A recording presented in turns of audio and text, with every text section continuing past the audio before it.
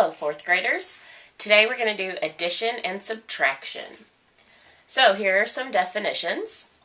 Subtract means to take away.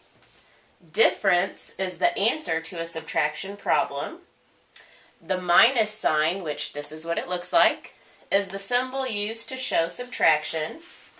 And here are some subtraction words to look for in word problems. These are clue words that tell you that subtraction is needed in the problem.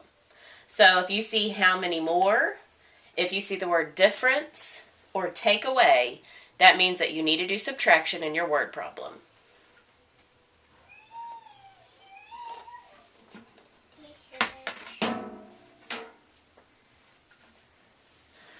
This word is add, and that means to put two or more numbers together for a total sum. This word is sum, and that is the answer to an addition problem. An addend is what this is called, and it's add-end, put together. The numbers you add together. This is a plus sign, and here's an example, and that is a symbol used to show addition. And then here are some addition words to look for in word problems. And if you ever see these words, that means you probably need to add. If you see the word add, total, sum, or all together, then you need to add in your word problem. Here are some subtraction strategies. Strategy number one is the traditional borrowing. So that's when you take your number. So 9 minus 1 is 8. So you put an 8 in the ones column. 2 minus 7 you cannot do. So you have to borrow from the next place value. So this 6 means 600. So I'm going to borrow 100 from the 6 to make it 500 left. And when I take my 100 and divide it into tens, I get 10 tens left. So 10 tens plus 2 tens equals 12 tens total. So 12 minus 7 is 5. 5 minus 3 is 2. So 258 is my answer. Now strategy number 2 is expanded form. And that's when you take each number and you divide it into its place values. So 629 would be 600, 20, and 9. 371 would be 300, 70, and 1. And so I'm going to subtract each place value from the other one. So 9 minus 1 is 8. 20 minus 70 I cannot do. So I'm going to borrow 100 from 600 and make it 500.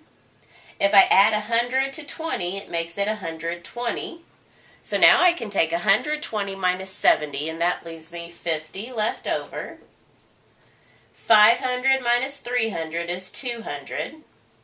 So when I add 200 plus 50 plus 8, I get the answer of 258. Notice I got the same answer, I just did a different strategy for each one.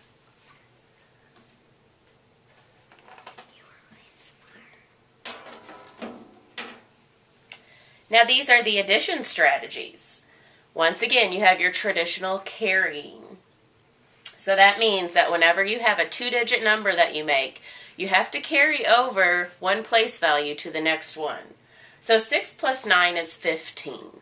So I'm going to put my 5 in the 1 spot and carry my 110 over to the 10 spot. 3 plus 1 is 5. 6 plus 4 is 10. And since I don't have any more numbers, I'm just going to write the 10 as a whole here. So I get 1,055. Strategy number 2 is expanded form again. This is where we're going to take each number and put it into its place value. So 636 is 600, 30, and 6. 419 is 400, 10, and 9. And I'm going to add each place value to the other. So 6 plus 9 is 15. 30 plus 10 is 40. And 600 plus 400 is 1,000. When I take 1,000 plus 40 plus 15, I get 1,055. Once again, I get the same answer. I just did it 2 different ways, and that's okay.